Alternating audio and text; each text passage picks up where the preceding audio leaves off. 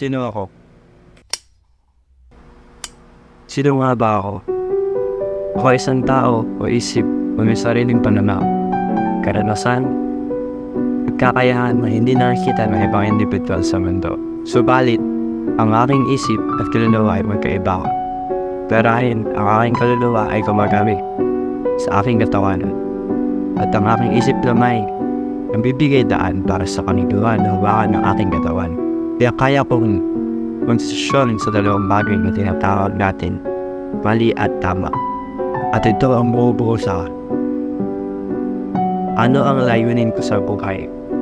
Ang pagpapatuloy, pagpapalaganap, at pagkakaalam ng bago impormasyon sa buhay ay nagdudulot ng maganda. Siguro ito nga yung layunin ko, ang matuto sa natin paraan na ibinibigay sa akin ng panahon. Siguro naman na yung pagdagdag na pag-unlad ng aking isip sa pagiging tao. Pero ang aking layunin ay ang aral na matuto ako sa araw-araw kong buhay.